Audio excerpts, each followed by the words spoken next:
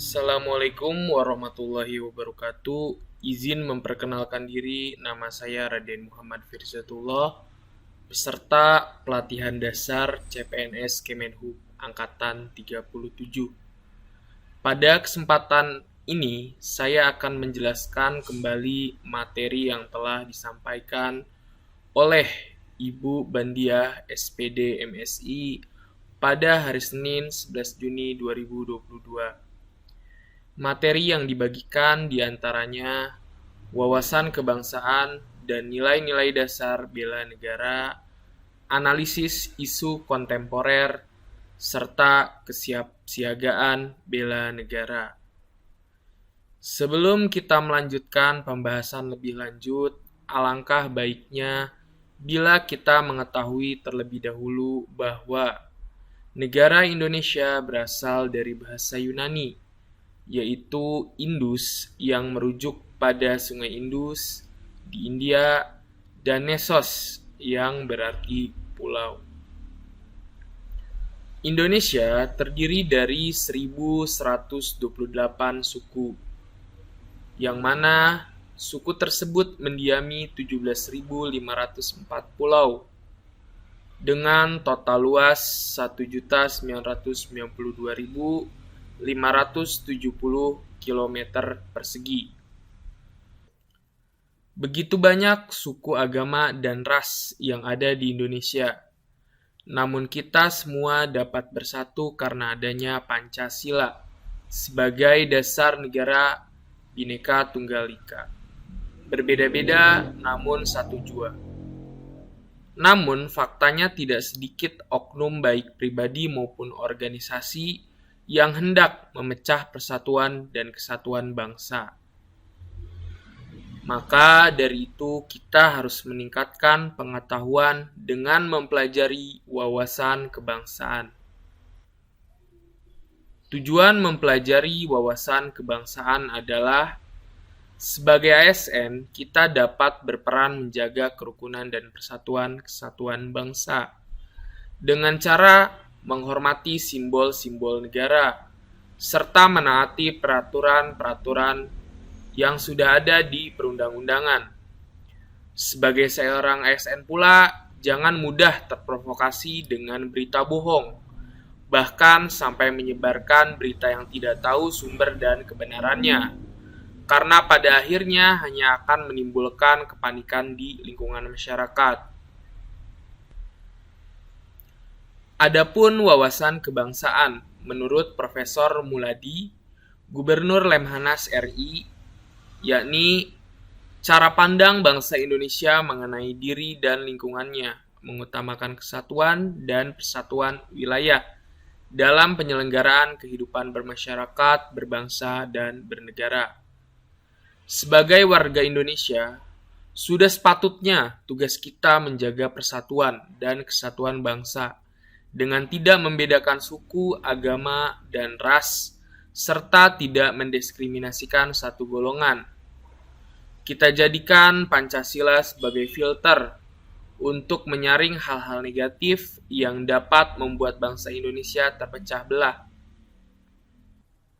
Pengembangan dan lanjutan materi dari bela negara adalah analisis isu kontemporer, di mana isu kontemporer merupakan isu strategis yang berkembang di masyarakat.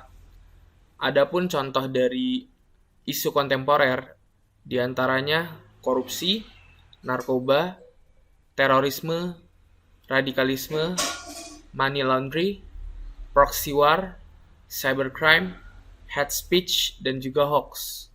Salah satu yang mengancam keutuhan bangsa yakni radikalisme dan separatisme.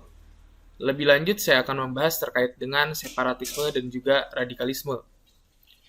Gerakan separatisme atau upaya-upaya ke arah disintegrasi bangsa adalah sebuah tindakan ahistoris yang bertentangan dengan semangat persatuan dan kesatuan bangsa.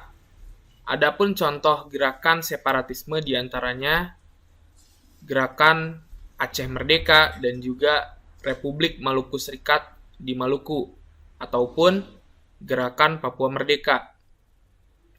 Sedangkan Radikalisme adalah sikap dan tindakan seorang atau kelompok tertentu yang menggunakan cara-cara kekerasan dalam mengusung perubahan yang diinginkan. Kelompok radikal umumnya menginginkan perubahan dalam waktu yang sesingkat-singkatnya dan bertentangan dengan norma sosial yang berlaku. Adapun hal-hal yang timbul akibat tindakan separatisme dan radikalisme diantaranya: 1. Perekonomian tidak stabil. 2. Krisis sosial politik. 3. Terganggunya hubungan. 4. Menimbulkan korban jiwa. 5. Mengancam ideologi bangsa. 6. Menghilangnya rasa persatuan dan kesatuan. 7. Disintegrasi bangsa. Oleh karena itu, sebagai WNI dan juga ASN, kita wajib mendekatkan diri kepada Tuhan, menumbuhkan semangat wawasan kebangsaan dan rasa nasionalisme, tidak mudah termakan isu-isu yang belum tentu kebenarannya, meyakini dengan segenap jiwa bahwa Pancasila adalah ideologi bangsa, serta dapat menganalisis isu kontemporer yang sedang populer di kalangan masyarakat luas.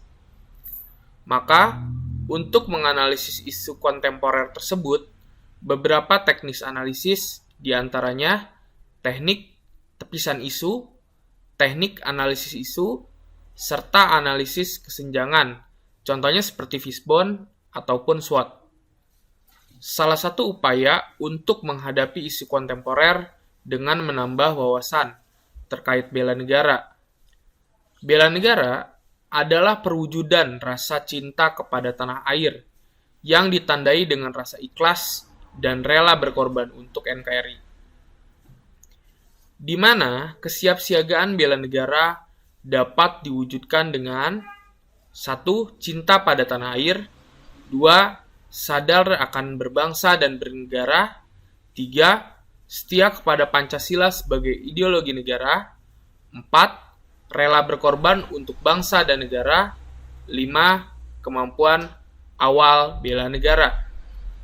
Adapun contoh nyata, kesiapsiagaan bela negara yang dapat diimplementasikan dalam kehidupan sehari-hari, diantaranya membuang sampah pada tempatnya, mengenakan pakaian daerah, mengerjakan pekerjaan dengan sepenuh tanggung jawab, menjaga kebugaran tubuh pada masa pandemi, serta menghargai dan toleran terhadap orang lain yang berbeda agama, suku, dan juga ras.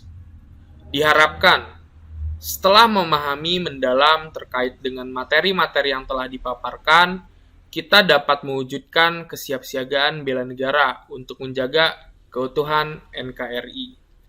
Sekian yang dapat saya sampaikan. Terima kasih.